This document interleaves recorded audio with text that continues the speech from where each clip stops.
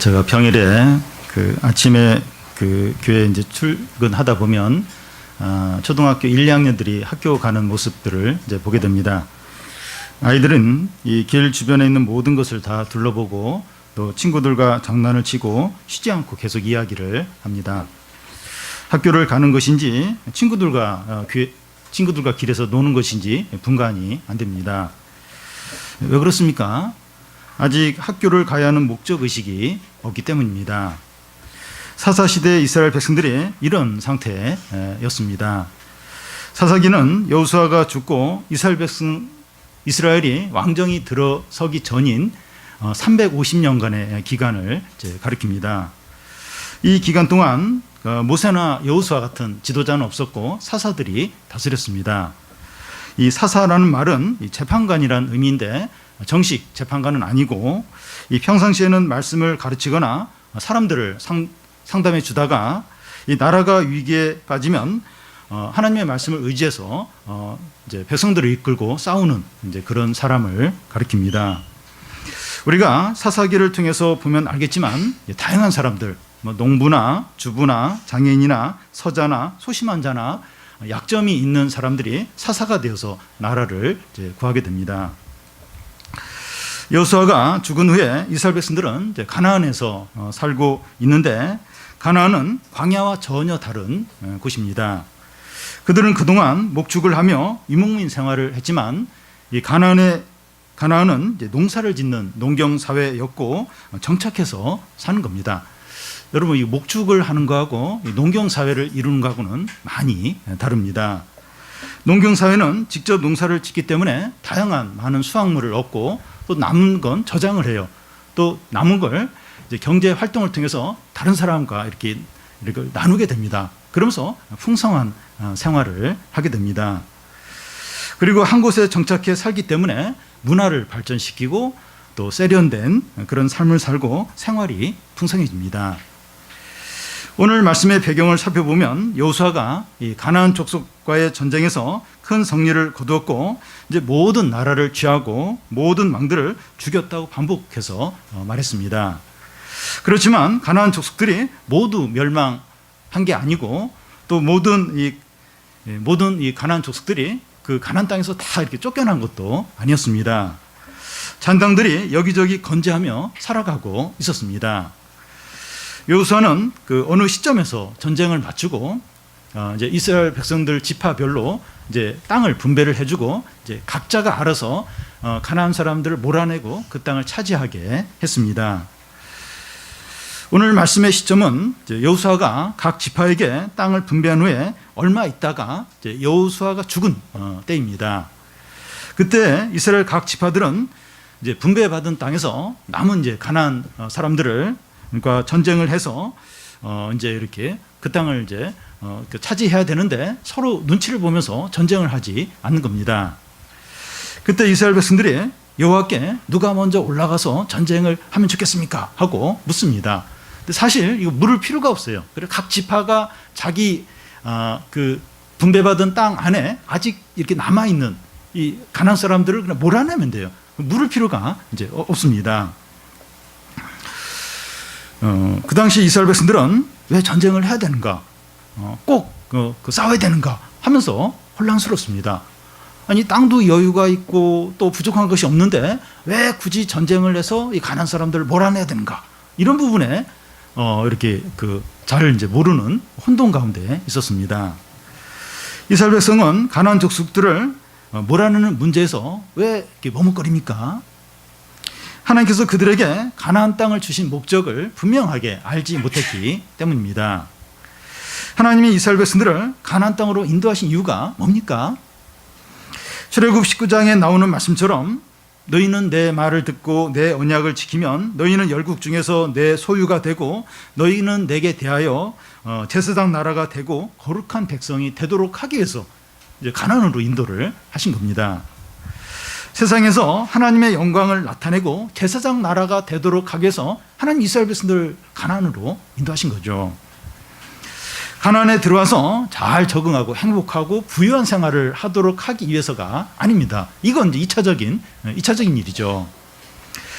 이 본문으로 돌아와서 이스라엘 백성이 여호와께 누가 먼저 올라가서 싸울까요? 이렇게 물어보니까 무엇이라고 여호와 하나님이 대답합니까?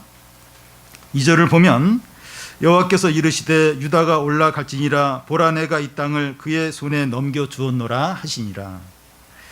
여호와께서는 영적인 장자에 해당하는 유다에게 먼저 올라가라고 하십니다. 여기서 올라갈지니라 하는 말은 이 반드시 올라가야 된다 하는 강한 의무를 이제 가리킵니다. 이 가나안 족속과 싸우는 일은 선택상 싸워도 되고 안 싸워도 되고 하는 게 아니라 반드시 싸워야 하는 것, 반드시 싸워서 그들을 몰아내야 하는 겁니다. 우리는 여기서 하나님께서 왜 가나안 족속들을 멸절시키라고 하시는가 하는 게 이해가 안 될 수 있습니다. 하나님 사랑의 하나님이고 이웃과 잘 지내라고 하시는데 왜 이 가나안 사람들 그냥 같이 좀 잘 살면 안 되나? 왜 이 가나안 사람들을 다 몰아내고 멸절시키라고 하시는가? 이제 이해가 안 될 수 있습니다. 그 이유는 가나안 사람들의 넘치는 죄악 때문입니다. 그 당시 가나안 사람들은 우상 숭배와 음란과 죄악이 극에 달한 상태였습니다. 하나님께서는 신명기에서 이미 너희는 이 가나안 7족속과 싸우라고 분명히 말씀하셨고 그들과 동맹도 맺지 말고 혼인도 하지 말라고 신명기에서 그 가나안 땅에 들어오기 전부터 그걸 분명히 말씀을 했습니다. 이스라엘 백성들이 가나안 족속들을 멸하는 것은 하나님을 대신해서 심판을 하는 겁니다. 너무 우상 숭배가 심하고 너무 음행이 심하고 너무 악하니까 이제 하나님을 대신해서 그 이스라엘 백성들이 가나안 사람들을 심판을 하는 겁니다. 만약에 가나안 족속을 이스라엘 가운데 놔두면 그들의 죄악과 우상 숭배에 이스라엘 백성들이 다 동화될 것을 아시기 때문입니다. 그 사람들이 이게 좋은 영향보다도 나쁜 영향을 잘 받아요. 이렇게 애들도 보면 이렇게 유치원 가면 이렇게 욕을 해요. 욕을. 저는 그걸 몰랐는데 그 나쁜 건데 그걸 배우고 무슨 나쁜 행동을 금방금방 따라서 하고 그런 걸 이제 보게 됩니다. 그러니까 나쁜 영향을 잘 받아요. 그래서 이 가난한 사람들을 그대로 놔두고 같이 막 무역하고 혼인관계 이렇게 맺고 하면 이 가나안 우상 숭배와 죄악에 쉽게 이제 물든다는 겁니다. 올라가 싸우라고 하면서 또 이제 무슨 말씀을 하십니까? 보라 내가 이 땅을 그의 손에 넘겨 주었다고 합니다.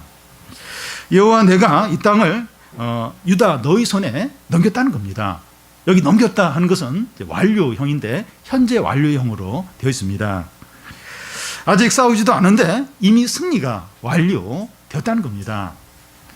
싸움의 결과는 이미 승리로 결정되었으니까 가서 싸우라는 거예요. 걱정하지 말고 가서 싸우라고 하십니다. 여호와 이런 말씀을 들은 유다가 어떻게 합니까? 3절을 보면 유다가 그 형제 시몬에게 이르되 내가 제비 뽑아 얻은 땅에 나와 함께 올라가서 가나안 족속과 싸우자. 그리하면 나도 내가 제비 뽑아 얻은 땅에 함께 가리라. 이에 시몬이 그와 함께 가니라. 유다 지파가 올라가 이제 싸우려고 하기 전에 시몬 지파에게 같이 올라가 싸우자고 제안합니다. 그러면 내가 제비 뽑아 얻은 땅을 차지하러 이제 싸우러 갈 때 우리도 같이 따라가겠다고 합니다.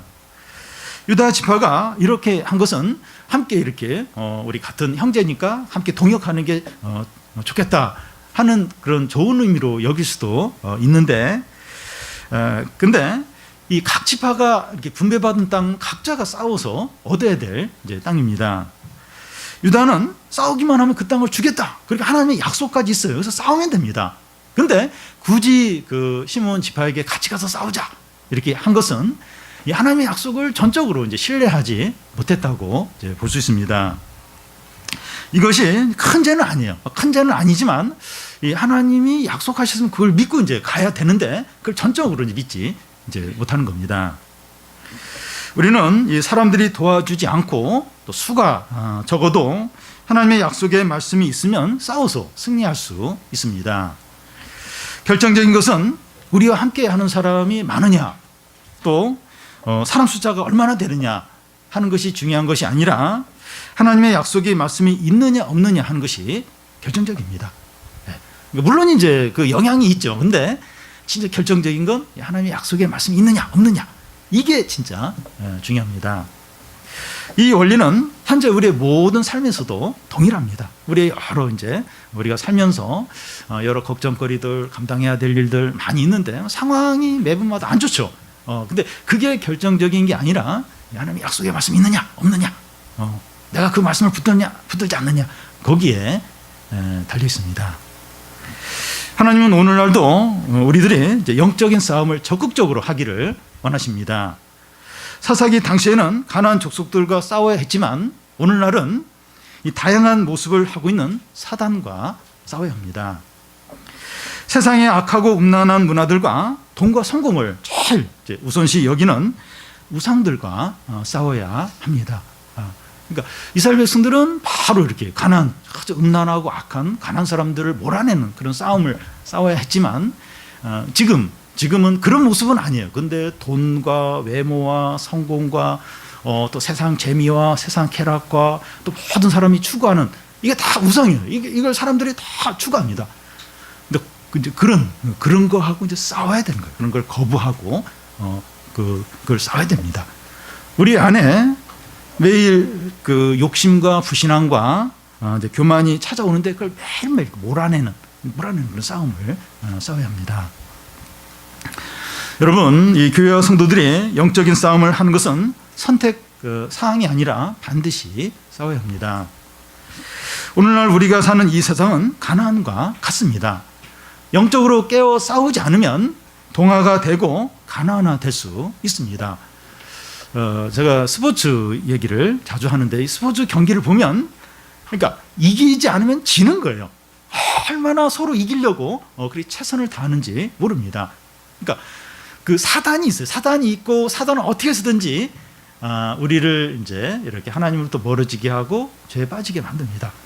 얼마나 치열하고 얼마나 수단과 방법을 가리지 않고 우리에게 달려드는지 몰라요. 그래서 우리가 이렇게 싸우지 않으면 넘어가는 거예요. 넘어가고 동화가 되고 이제 가난화 되는 겁니다. 그 세상에 그냥 속하게 되는 거예요. 그러니까 사단의 어떤 이제 충동질에 넘어가게 되는 겁니다. 매일 매 순간 전쟁을 하는 사람의 마음은 평안할 수 없습니다. 그러니까 진짜 긴장해서 싸우는 사람은 마음이 안 편해요. 상처를 입어요. 그리고 막 실패를 또 이제 하게 됩니다. 그래서 이렇게 하나님께 나가지 않을 수가 없는 거예요. 기도하지 않을 수 없는 겁니다. 근데 이게 영적인 싸움을 안 싸우면 내가 실패했는지 아니면 뭐 상처를 입은 몰라요. 항상 지고 항상 이렇게 그 세상에 끌려가고 그리고 뭐 사단의 충동질에 넘어가니까 내가 지금 실패했는지 내가 상처를 입었는지 이걸 모르는 거예요. 근데 영적으로 깨어서 싸우는 사람은 상처를 입어요. 상처를 입고 그리고 또 실패한 걸 알아요. 그래서 하나님께 나가지 않을 수 없는 거예요. 가서 기도하고 하나님께 또 회복을 구하고 그러지 않을 수 없는 겁니다. 우리가 영원한 안식에 들어가기 전까지는 영적인 긴장과 싸움을 중단해서는 안 됩니다. 그래서 우리는 항상 이렇게 경기를 하는 사람이에요. 상대방은 나를 이기려고 하고 나는 지면 안 되고 그게 사단. 상대가 사단입니다. 그래서 우리가 이제 마지막 날 주님 품에 안기기 전까지는 영적인 긴장과 싸움을 안 할 수가 없어요. 그 끝까지. 그래서 그런 의미에서 저는 빨리 주님께 가고 싶어요. 주님께 좀 너무 빨리 가면 우리 가족들이 좀 고생하겠지만 여러분 그런 생각 안 드니까 이 영적인 부담들, 영적인 긴장들, 영적인 싸움들 이게 너무 치열한 거예요. 여기서 좀 쉬고 싶고 진짜 쉬고 주님 안에서 이렇게 평안과 기쁨과 영광을 누리고 싶은 그런 마음들이 우리에게 있을 겁니다. 그러니까 그 주님께 가기 전까지는 영적인 긴장과 영적인 싸움을 중단하면 안 되는 겁니다. 계속해서 마지막 순간까지 사단은 어떻게 해서든지 뭐 주님으로부터 멀어지게 만들고 욕심에 빠지게 만들고 막 분노하게 만들고 세상을 쫓게 만들고 막 불평하게 만들고 막 쉬지 않고 그렇게 합니다. 그래서 그걸 다 싸워야 됩니다. 긴장을 하면서 이게 중단을 하면 이제 안 됩니다. 유다 지파는 하나님의 말씀에 순종하여 가나안 족속과 싸우러 이제 나아갑니다. 먼저 이 벳색이라는 곳을 이제 살펴보면 4절에서 7절까지 우리 한 절씩 교대로 읽겠습니다. 유다가 올라가매 여호와께서 가나안 족속과 브리스 족속을 그들의 손에 넘겨주시니 그들이 벳색에서 10,000명을 죽이고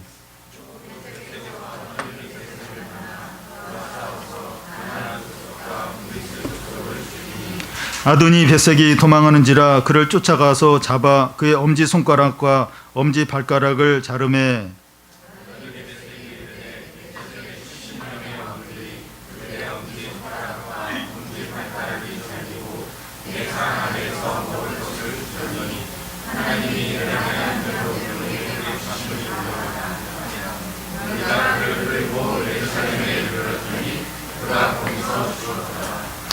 벳색이란 곳의 그 왕의 이름이 아도니 벳색입니다.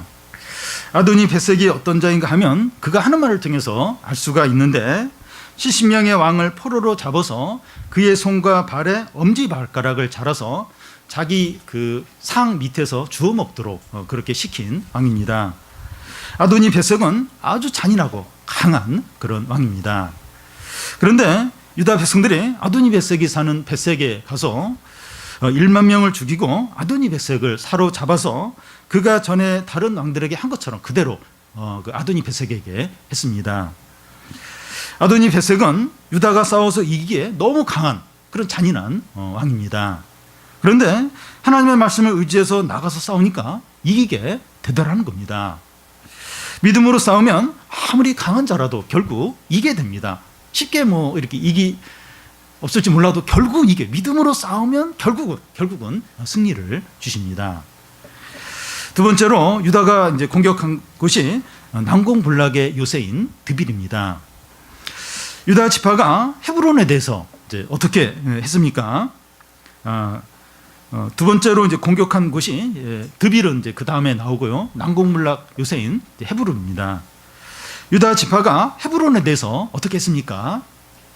10절을 보면 유다가 또 가서 헤브론에 거주하는 가나안 족속을 쳐서 세세와 아이만과 달메를 죽였더라. 헤브론의 본 이름은 기럇 아르바였더라. 여호수아 14장 15장에 보면 이 부분에 대해서 자세히 나와 있는데요.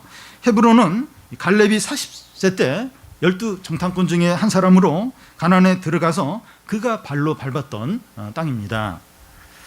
그때 이후로 45년 후에 그는 여호수아가 땅 분배를 할 때 그의 나이가 85세인데 내가 밟았던 헤브론을 나에게 달라고 그렇게 요청을 합니다.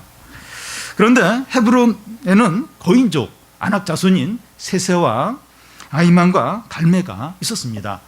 이 아낙 자손의 이름이 성경에 나올 정도라면 아주 유명한 싸움에서 진 적이 없는 아주 강한 이 파이터라고 볼 수 있습니다. 그런데 갈렙이 85세 나이에 그 거인들을 죽이고 헤브론을 차지하게 됩니다. 어떻게 이 노인 그 할아버지 갈렙이 어떻게 그 유명한 그 파이터들, 그 아낙 자손들 키가 거의 3m에 이르는 그런 거인들을 어떻게 이길 수 있었습니까? 이 갈렙의 어떤 뭐 싸움 기술이나 어떤 힘으로 이기는 것으로는 불가능합니다. 45년 전에 내가 밟은 땅을 내게 기업으로 주리라 약속하신 하나님의 약속의 말씀을 의지해서 싸웠기 때문에 그 땅을 차지할 수 있었던 겁니다. 아도니 벳색 그리고 이 세세와 아이만과 달메 같은 거인들은 오직 하나님의 능력으로만 의지해서 이길 수 있습니다. 힘으로 안 돼요. 기술 아니 이 아도니 벳색 또 이 그 아이만 세세 이런 거인들 어떻게 힘으로 이겨요? 어떻게 싸움 기술로 이길 수 있습니까? 불가능하죠. 오직 하나님의 약속의 말씀을 의지해서만 이길 수 있는 그런 상대들입니다. 여러분, 우리의 삶 가운데 안악자손과 같이 버티고 서 있는 것이 있습니까? 안악자손 같은 게 딱 버티고 서 있는 게 있습니까? 우리를 낙담시키고 침체시키고 더럽게 하고 믿음이 작동되지 않게 만드는 그런 어려움이 있습니까? 딱 그 문제만 닥치면 마음이 무너져 버려요. 그냥 한숨이 이제 나오는 그런 게 있습니까? 그 문제만 나오면 믿음의 기초가 흔들리는 그런 일이 있습니까? 기초부터 흔들리고 뭐 이렇게 기도도 안 되고 말씀도 안 들리고 그 문제만 닥치면 그런 게 어떤 겁니까? 하반기를 믿음으로 살려고 하는데 우리를 오므라뜨리는 오므라지게 만드는, 확 위축시키는 그게 뭡니까? 이렇게 뭐 수련회 끝나고 여름 사역 다 끝나고 이제 믿음으로 살겠다 하는데 그냥 오므라들게 만들고 그냥 위축시키게 하는 그 문제가, 어려움이 뭡니까? 그것이 이제 마음대로 안 되는 어떤 사람일 수 있고, 경제적인 어려움이 있을 수 있고, 공부나 사업의 문제일 수 있고, 죄의 문제일 수 있습니다. 여러분, 이런 안악자손을 쓰러뜨리려면 어떻게 됩니까? 이런 아도니베색, 아이만, 달메 이런 그 안악자손 어떻게 하면 쓰러뜨릴 수 있습니까? 이 다윗을 보면 우리가 그 비결을 배울 수 있습니다. 다윗이 안악자손인 후손인 이 골리앗을 어떻게 쓰러뜨렸습니까? 사울의 갑옷이나 칼이 아니라 물매돌이었어요. 이것이 무엇을 말하는가 하면, 영적 싸움은 많은 무기나 외적인 것에 달려있는 것이 아니라 하나님을 전적으로 믿는 믿음에 달려 있다는 겁니다. 그러니까 하나님을 전적으로 믿는 가운데 내가 할 수 있는 일을 최선을 다해서, 내가 잘하는 거, 그 최선을 다해서 이제 하는 겁니다. 그렇게 할 때 85세 노인이나 어린 소년이라 할지라도 불가능해 보이는 거인을 쓰러뜨릴 수 있습니다. 믿는 자에게는 능치 못할 일이 없다고 하셨고, 기도 외에는 이런 일가 나갈 수 없다고 했습니다.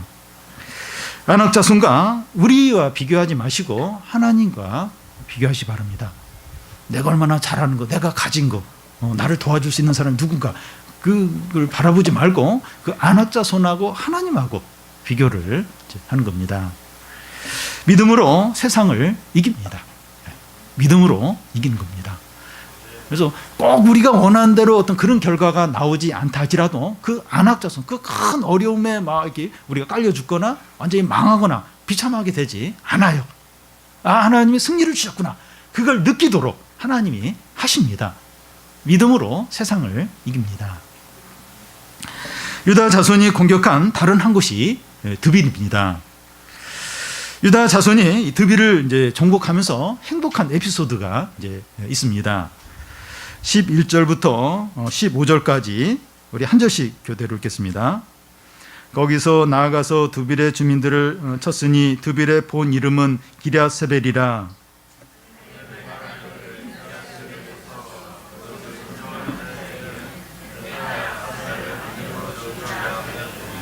갈렙의 아우 그나스의 아들 온니엘이 그것을 점령하였으므로 갈렙이 그의 딸 악사를 그에게 아내로 주었더라.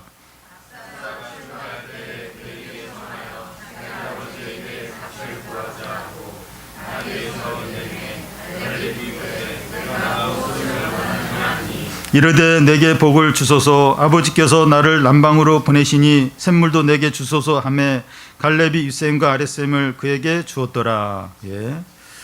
드빌은 이 갈렙이 이끄는 유다 백성들이 정복하려고 여러 번 시도를 했는데 번번이 실패를 한 그 난공불락의 요새입니다. 그래서 갈렙은 한 가지 상을 걸었습니다.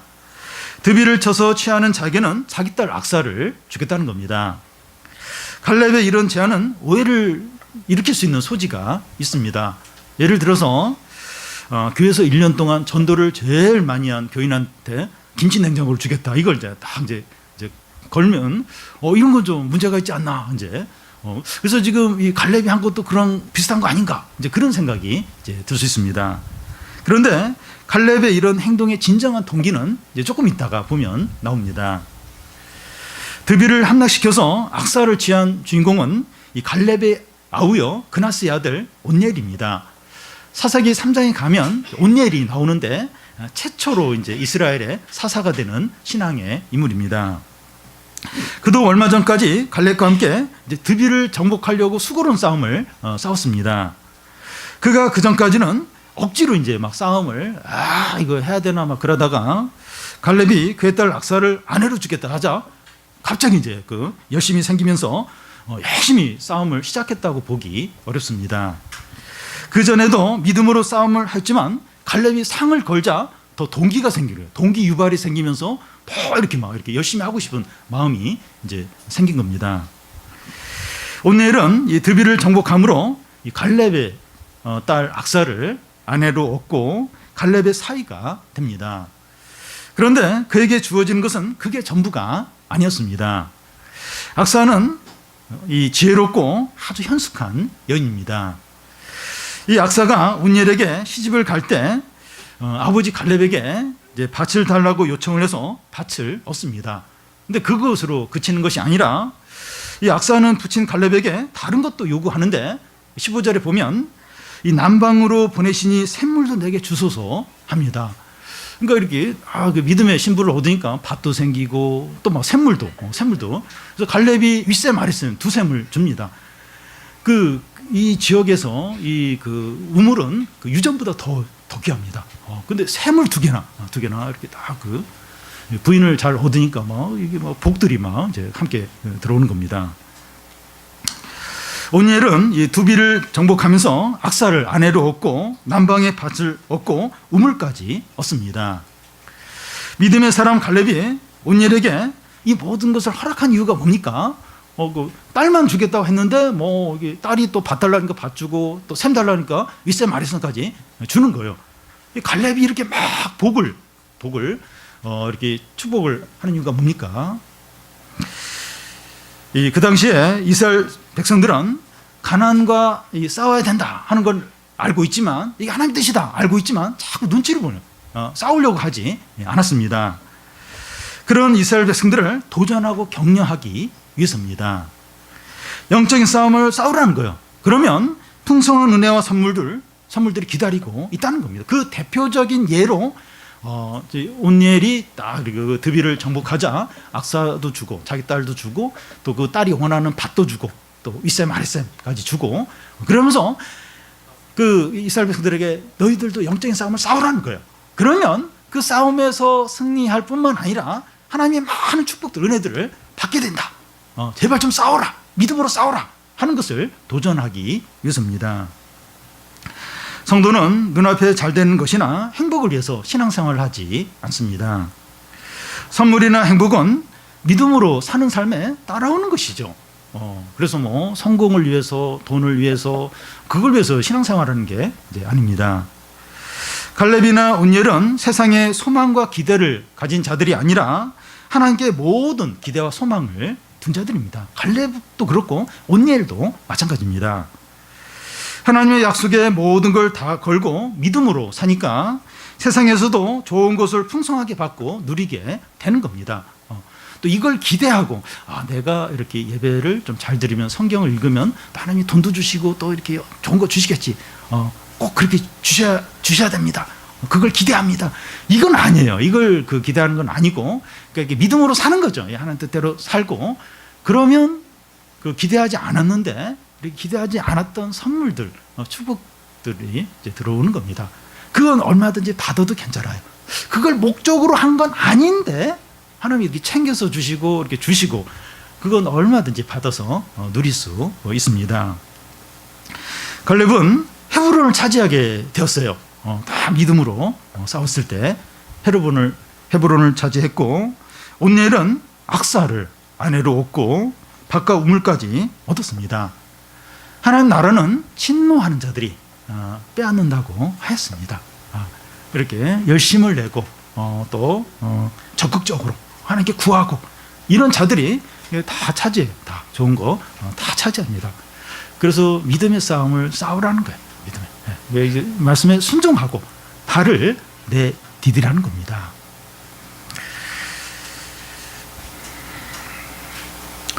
사랑하는 여러분, 이 하반기를 시작하면서 주님이 우리에게 하시는 말씀이 뭡니까? 이제 딱 4달 남았어요. 4달하고 며칠 더 남았는데 딱 하반기 이제 믿음으로 살아야겠다 하는데 이 발목을 잡는 게 뭡니까? 절대로 현실적인 어려움과 절망적인 상황으로 낙심하지 마시기 바랍니다. 아도니 베셋, 안악자손, 난군불락의 드빌 다 실제적인 어려움인데 두려워하지 마십시오. 그러니까 우리의 어려움이 추상적인 게 아니에요. 다 실제적인, 구체적인 우리 눈앞에 다 아도니 베셋 그렇게 강하고 잔인한 아도니 베셋 또 안악자손 그 3명 셋의 닮의 아이맛 그 실세 그리고 난공불락의 드빌 헤브론 진짜 어려운 난공불락이죠. 어려움이 실제입니다. 실제. 근데 두려워하지 말라는 겁니다. 이런 이기기 불가능해 보이는 대적들을 이길 수 있는 승리의 확신이 이미 우리에게 있습니다. 이미 우리에게 이런 확증들이 있습니다. 2절에 그의 손에 넘겨주었노라 하시고 4절에 보면 그의 손에 넘겨주셨다고 되어 있습니다. 완료형으로 되어 있어요. 과거형으로 되어 있습니다. 그 말씀대로 그대로 되었습니다. 내가 너희 손에 넘겨줬다. 그렇게 말씀하셨는데 실제로 그 말씀을 의지해서 싸우니까 실제로 그 말씀대로 되었습니다. 우리에게 참 구체적이고 실제적인 도저히 안 되는 도저히 안 될 것 같은 그게 있어요. 그런 게. 근데 이 말씀을 의지해서 믿음으로 싸우는 거예요. 뭐 쉽지는 않겠지만 하나님이 함께 하십니다. 함께 하시고 책임져 주세요. 인도하세요. 그래서 참 하나님이 이제 함께 하신 어떤 그 능력들, 영광들, 승리들을 보게 됩니다.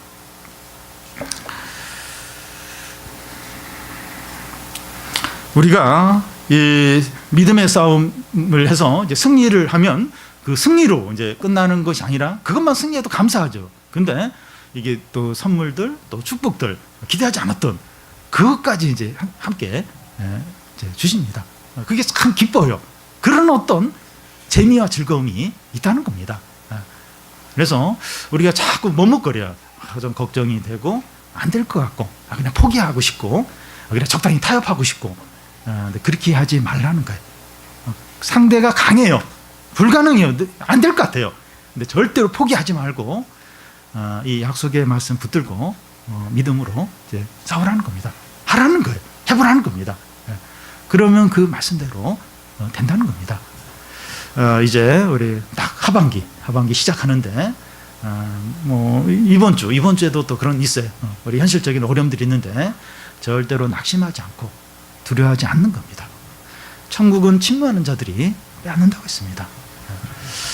좀 우리 안에 이런 좀 열정들, 야성이 좀 회복이 되도록 우리 너무 이렇게 나약해졌어요. 너무 이렇게 어떻게 보면 착해졌고 근데 이렇게 특히 축구 선수들이 축구할 때는 이렇게 착하면 안 됩니다. 거칠어야 돼요. 막 너무 막 이렇게 반칙 쓰면 안 되지만 거칠어야 돼요. 거칠어야 이길 수 있습니다. 기술도 두 번째 거칠게 해야 상대가 위축이 되면서 그러면서 이제 이렇게 이길 수 있는 거지 착하게 기술로는 안 됩니다. 우리 너무 이렇게 착하게 이렇게 그게 아니라 좀 거칠게 좀 야성을 가지고 그리고 좀 온 마음을 다해서 이제 싸우는 겁니다. 믿음의 싸움을 싸우는 거예요. 그래서 우리 하반기 우리 좀 4개월 남아 있고 또 우리 이 한 주도 우리가 살아야 되는데 우리가 좀 그렇게 믿음으로 싸워서 좀 하나님이 승리 주시고 또 은혜 주시고 기대하지 않았던 그런 선물도 누리는 우리 성도들이 다 되시기를 바랍니다.